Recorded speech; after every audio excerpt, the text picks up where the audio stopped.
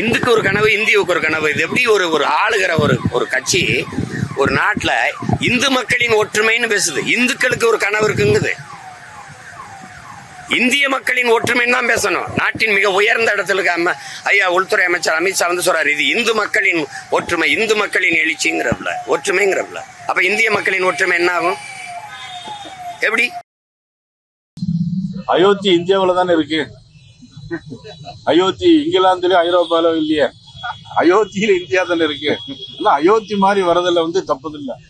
நம்ம எல்லாம் பாத்துக்கோம், ராமருடைய ஆட்சியை பத்தி கேள்விப்பட்டிருக்கோம். ஆக அயோத்தி மாதிரி இருந்தாலும் சரி, எப்படி ஆனாலும் தேசிய ஜனநாயக கூட்டணி ஆட்சி ராமருடைய ஆட்சி போல வர வேண்டும் என்று நாங்கள் கேட்டுக்கொள்கிறோம்.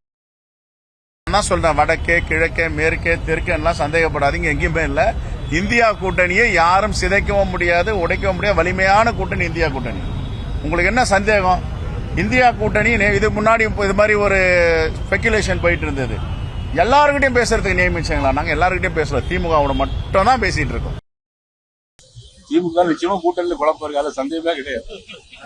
இல்லையே, நான் கேட்கிறேன், அவங்க காங்கிரஸுக்கு எத்தனை சீட்டு கொடுக்க போறாங்க? மந்திரி சபையில் இடம் கொடுக்க போறாங்களா?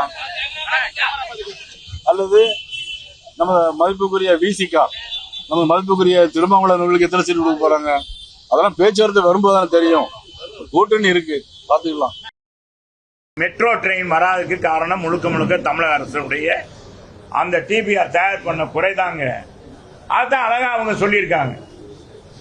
எவ்வளவு எங்கெங்க ஸ்டேஷன் அமையும், இடம் எடுக்கிறதுக்கு எவ்வளவு நிதி, எப்படி ஒதுக்க போறீங்க, எந்த வழியாக போகிறது என்ன என்பதெல்லாம் கேட்டிருக்காங்க. இதை கேட்டு திருப்பணவை இது எத்தனை எப்போதும் வழக்கமான ஒன்றுதான். முதலே செஞ்சிருக்கலாம்.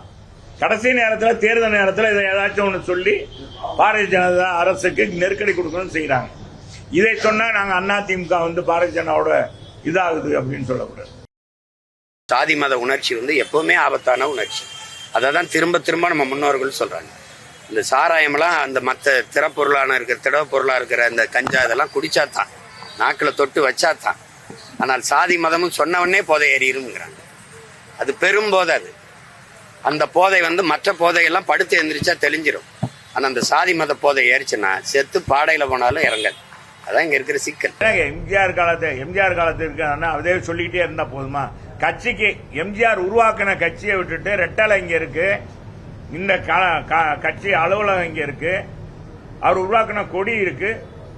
என்னங்க எல்லாம் 9 தடவை சட்டமன்ற உறுப்பினராக இருக்காரு, பல தடவை அமைச்சராக இருக்காரு. அதை கொடுத்த யாரு? செங்கோட்டையனுக்காக தனியாக ஓட்டு போட்டாங்க.